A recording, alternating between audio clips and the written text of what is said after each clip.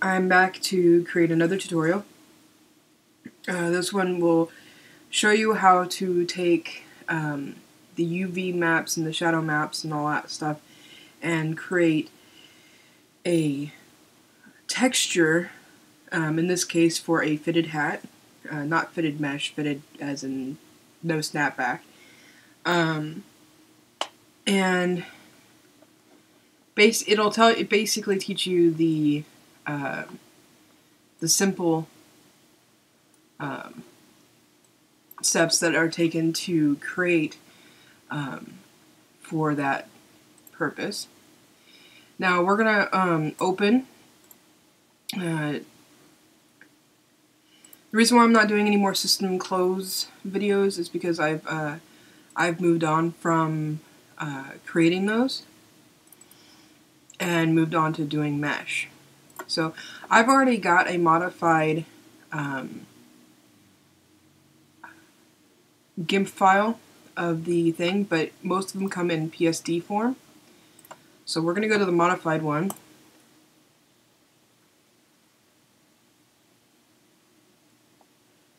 Okay. As you can see here, there are different groupings. Stitches, which is, the stitches for the hat. Sticker samples, this is where my logo comes from. The holes from the top of the hat. And then you've got the texture itself for the hat. So let me minimize or hide. This is the basic specular and shadow maps for the hat. And this is the UV layout. This is the layout that they unwrapped the mesh for, so that you or them or anybody else would be able to color it, and the colors would go in the appropriate places on the object. Excuse me. So let's go back to having everything on. All right. This is really simple. If you want the hat to be all one color, you just leave it as it is. Though you might want to fill in this part here. You just leave it as it is. It goes into the game. You probably do want to put a logo here to help with the fact that the stitching doesn't completely go down, or you can redo the stitching if you want. Within World, the stitching's pretty decent because it's so small. It's not, So if you want to modify it, however, you're going to want to just take the texture out completely. Put a new layer in the texture. There we go. And you're going to want to color the different parts differently. See, the holes are in a different layer, so it doesn't, whatever color you put in here doesn't affect the holes, and it doesn't affect the stitches. I've learned through trial and error that you can't affect the stitches very much because they're black. So that because they're black, you can't, unless you redo the stitches, you can't really change what they look like. So you'd have to redo the stitching, and I'm lazy and didn't want to do that, so I haven't bothered to learn how to do that yet.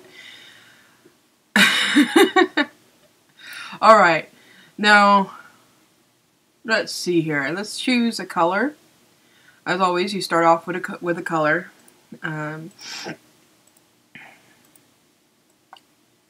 Let's do an darker golden yellow, and then you choose a brush. In this case, I'm choosing the hard brush. And then you're going to want to, this is the little dot from on the top of the hat. And see where there's that dark shadow here? You're going to want to go all the way to that dark shadow.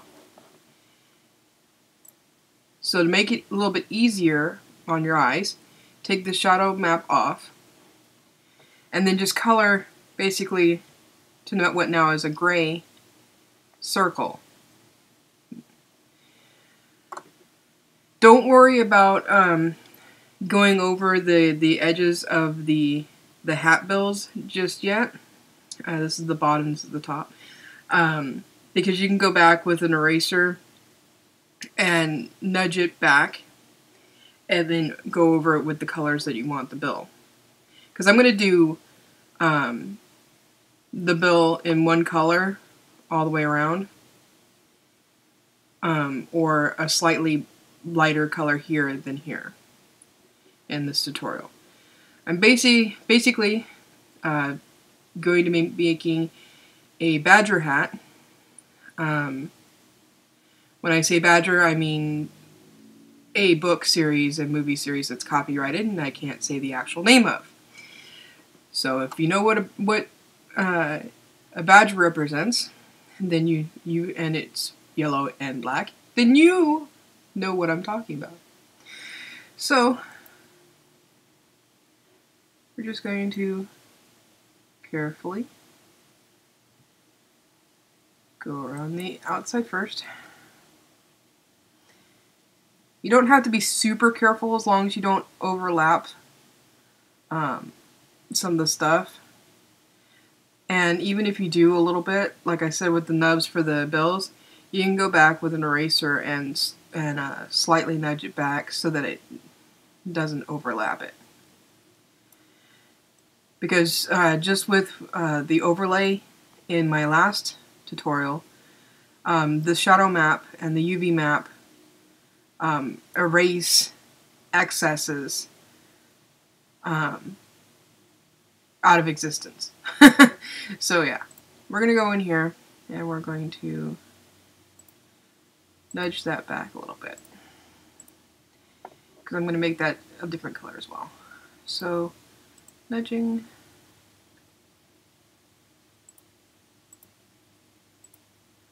Nudging.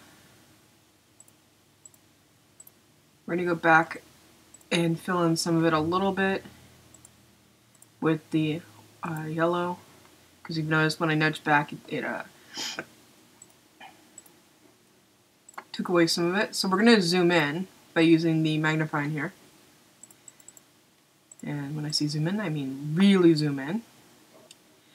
That way you can do fine details. It's really important that you learn to zoom in and deal with manipulating the screen when it's zoomed in so that you can go in there and do fine details like this so that your work is quality. If you don't, then your work will be seen as half done or rushed, or the care's not really taken into consideration, and you'll sell, but you won't become popular. You won't become the next big thing in Second Life for the fashion. Of course, it's really hard to do that anyway, but the goal is to become fairly popular and sell fairly often to help offset the costs of getting more things to create. Anyway, so here's the base color for the hat. You don't do overlay, you don't do anything like that. You literally just leave it as is if you want a good color. If you want to deepen the color, you can of course do, you can duplicate the layer and then go to the bucket. That's what I call it. You go to the bucket, you choose black, you just click on that, and it will fill in. Oh look, see, I missed something. It'll fill in where the color is. I missed something right there. I made that black by accident. Alright.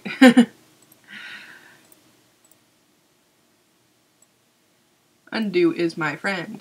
Anyway, so it'll make it black where everything was once yellow. And then you can do the overlay here if you want to help deepen the color like that. That way you're not having to do lots of different things. So I'm going to make this a little bit lighter. I do like the fact that it's deepened it quite a bit. Yeah, right there. It'll make it less flashy when it comes time for the putting it in game. Okay, so we're gonna do new layer, and we're gonna do an off-white, kind of a grayish white.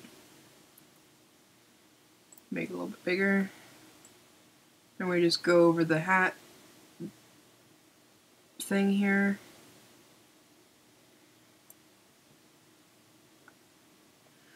And then we're going to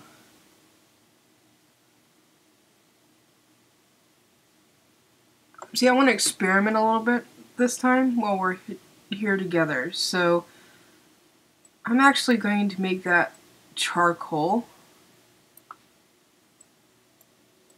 because that's what I'm going to make the top of the hat, is more of a charcoal, dark charcoal black color. You know, the bill, top of the bill, not top of the hat.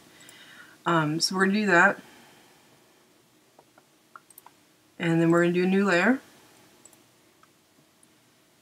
And we're going to switch over to here, and we're going to make the brush a little bit bigger again. That's a little too big. There we go. And we're going to do this. Over, over, over, over, and through. Because we're going to go in there with a smaller brush in a second. Just get as close, there we go, as we can.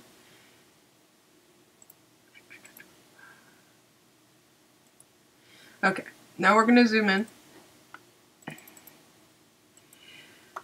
I will put the designer that I bought the kit from and everything into the deets or description on the video's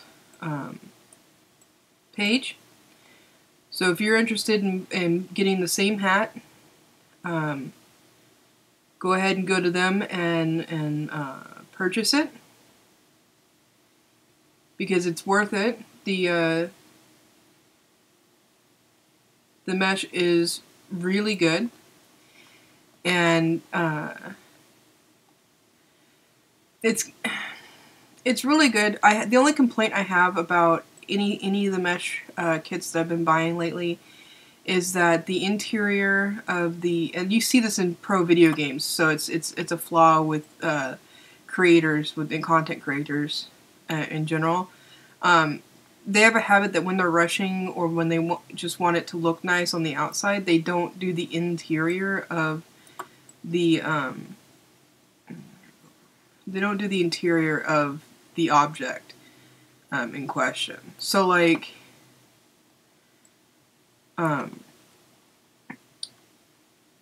when you're wearing the hat and you look at a certain angle, you can see through to the sky.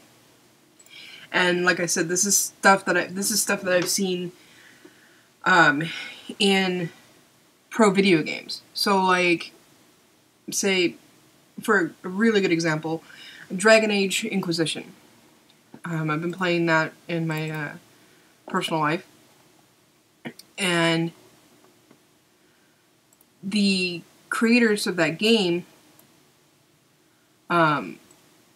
it's very obvious with certain armors that they didn't bother to create the inside, because you can see through the armor from the side.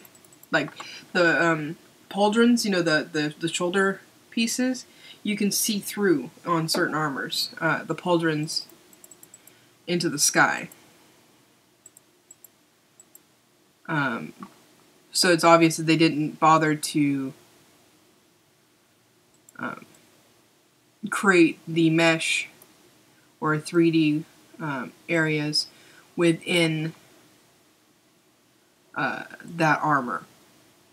And as has been pointed out to me, content creators, especially for Second Life, are learning that people don't like seeing that kind of thing when they're trying to wear clothing or hats or anything like that, because they're trying to take pictures, or they're trying to do other things, and having the see-through pieces means you're having to go in to Photoshop and stuff, or GIMP, and modify the picture more than you would normally have to if you wanted to do so.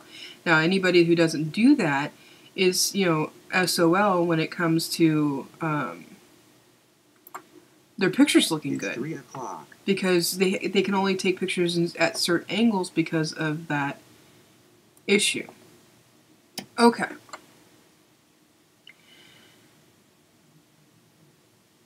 Now, I did this a darker shade than this because this is away from the light. So even if I were to do this all one color, if I wanted to have the illusion of shadow under the hat, I would still have to do this part darker than the rest. Okay. Now that's our hat. Up to a certain point.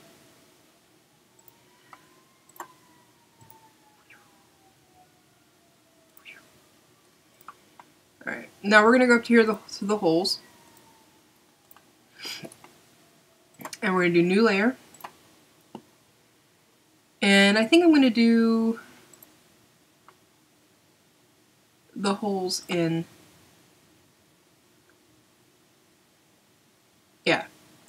in the truck hole. So this one's really easy. It's a lot like the trim from my system shirt. You just go over it like this. Make sure you get the little ones over here. And then, believe it or not, with this one you actually do overlay. I'm going to want to do duplicate layer, and then I'm going to want to go over here and do the off-white and use the fill tool, or bucket, as they call it, and do that. See? Now you got a charcoal gray. Like that somewhat matches, it's shinier of course, that somewhat matches the stuff that you're using on the bill. Now, I'm going to go over this in the yellow, mainly because I want it to look like it's blending in. So we just go over here. Oops. We have to go down here. Make a new make a new layer. New layer. Okay. And we just do that. Yep. You know what? We don't even have to make a new layer. We can go down here and do this, and then go up to the old layer up here. That's the black layer.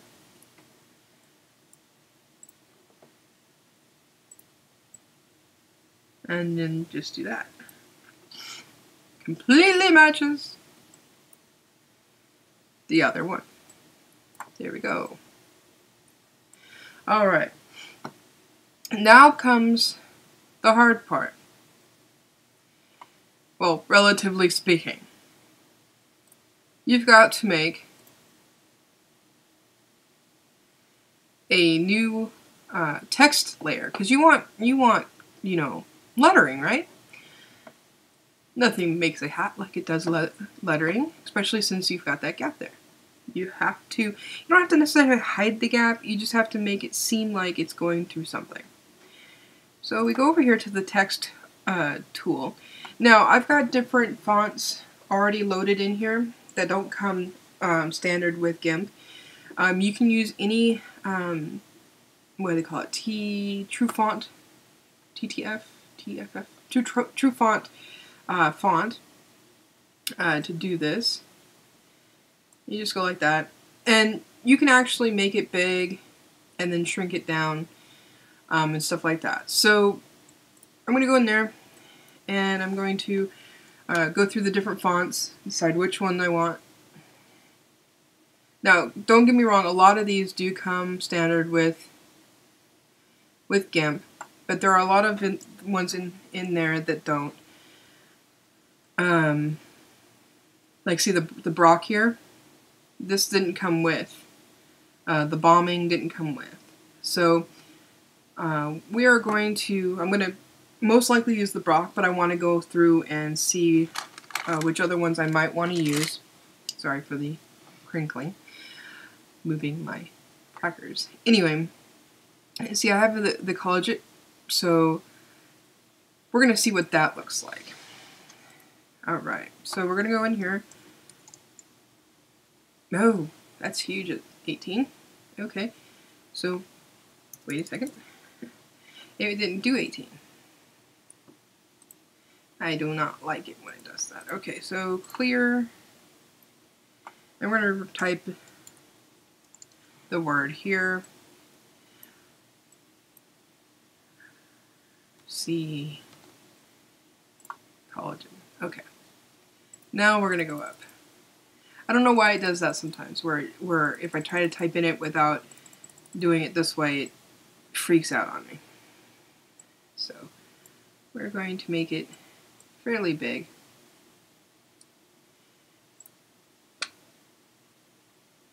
Doesn't that look kind of cool? Alright.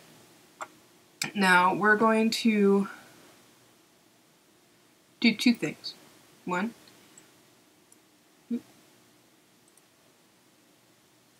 just in case I moved it a little bit. Alright, we're going to go down here. We're going to see how well that fits. Doesn't fit very well at that size. You don't need it that size anyway, because believe it or not, this is the top of the hat. Okay, so if you have something, and I discovered this when I was making my first hats, if you have like a logo that is like this, it's basically bleeding into the top of the hat. So right around here, and I'll show you it in the texture, the swell of the hat as it goes around, up and then to the top. So that little curve, that's the top of the curve. And as you can see here, that is huge when you think about it relative to the actual size of the hat. So we're going to do the scale tool here. We're going to do that. Make sure that these are linked. If you don't link these, then you'll distort in a non-conformed way, and you'll have a heck of a time trying to fix it. Okay, let me do this.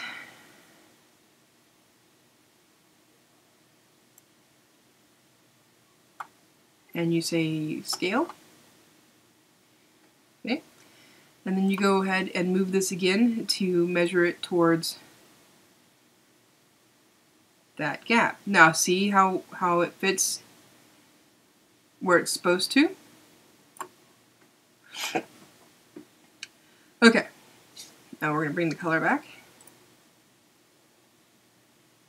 Ta-da!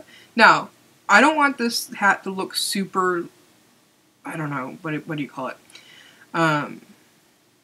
Super new.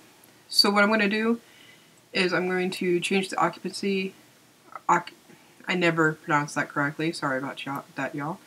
I'm going to change that so that it looks like it's been worn into the hat a little bit. And then overall,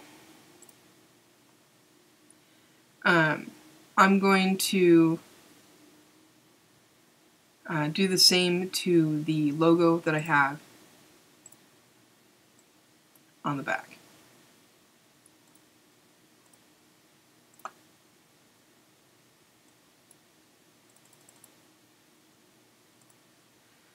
There we go. Okay, so now we have the hat the way we want it to look.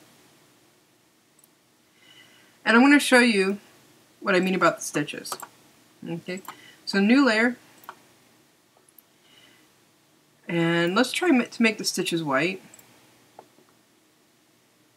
And just go over where the stitches are. Going over where the stitches are.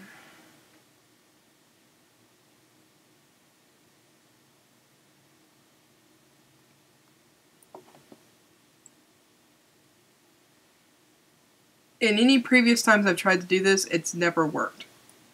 So we will see if it works this time because I'm trying to make it white. Before I was trying to make it, you know, a contrasting color to what I was making. So like if I was doing an orange hat, I would try to make it like, you know, red or blue or whatever. So, see? It's not affecting the stitches one bit. Not even a little bit.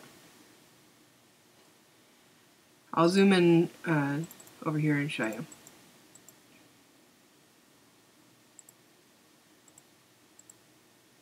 It's not affecting them at all.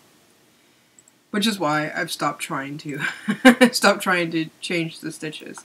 Unless I want to make my own stitches, which I really don't at this moment.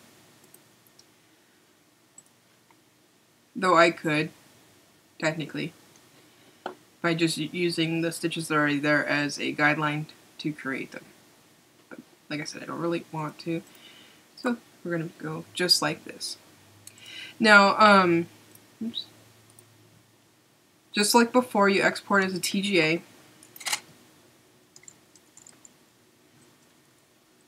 And you don't compress it.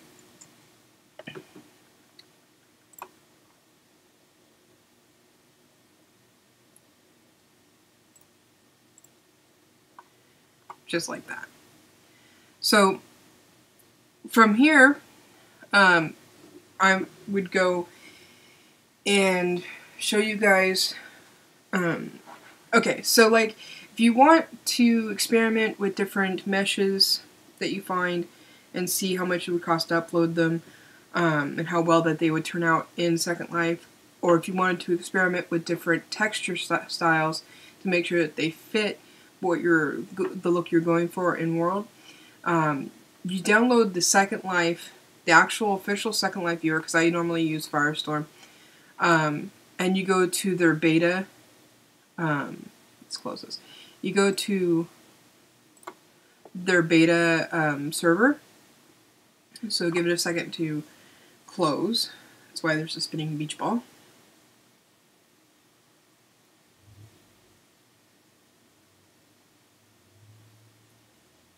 Right.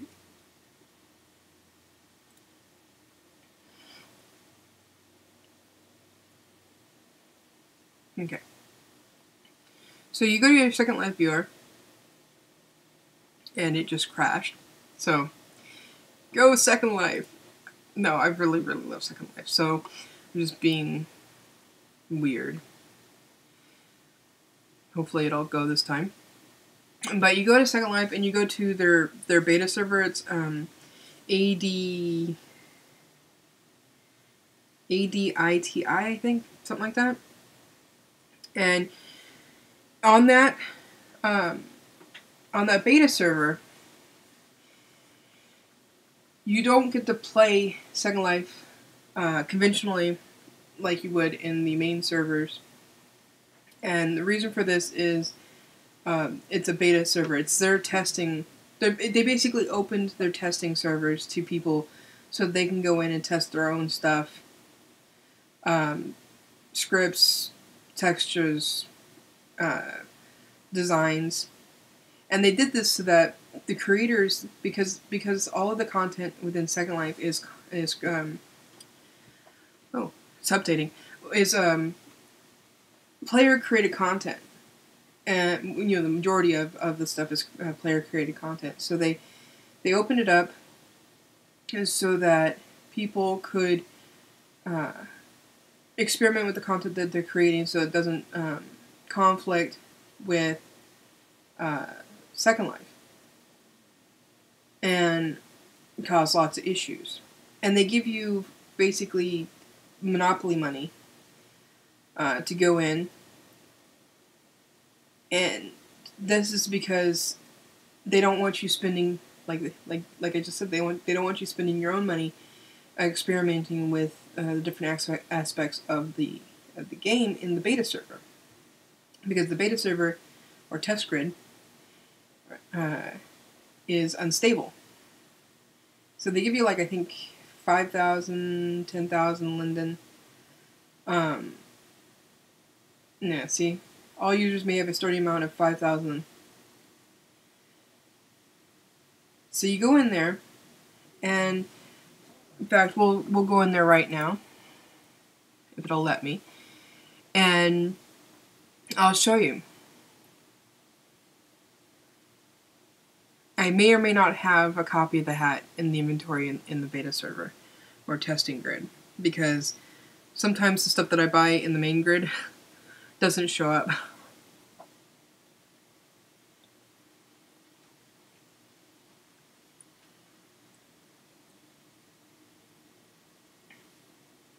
Also, where you can travel is limited. Like, I can't go to my house because that's on the main server. And so find a place and just teleport right back to that place every single time. Like, seriously.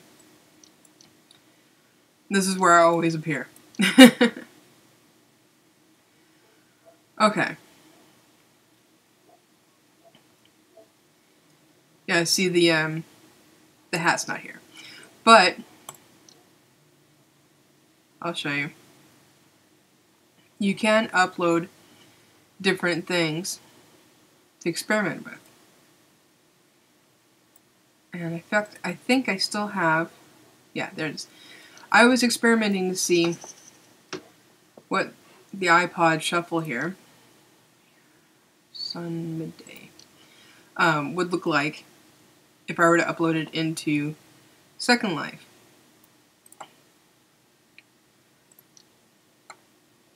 See, it's got a land impact of 10, but you would be wearing it, or it would be much smaller than this. So if I were to have made a texture like we did for the hat, which I can't show you. So there's a good size for the Shuffle. In fact, it's the smallest, and it's still land impact of 6, which is still a little high for such a small item. But I discovered that uploading this only costs like 18 Linden, which is like really like inexpensive. And it's massively detailed. I mean, look at that. So say I wanted to put it on a desk or on a person as a an accessory, I could. And I found the model for free online. So, just to give you a concept on the size, how it's still a little too big for an actual iPod Shuffle, I'll put my Logan looking avatar next to it. See, it's still too big for a Shuffle. Shuffle is smaller than that by about half the size of this. So yeah. Anyway, just to be polite to Linden Labs, I always make sure to delete whatever I'm experimenting with. But what I'm going to end this video, and I'll probably tack on a video showing what the hat looks like in Second Life on my build platform. So I'll end this here, and I'll see you guys in a little bit.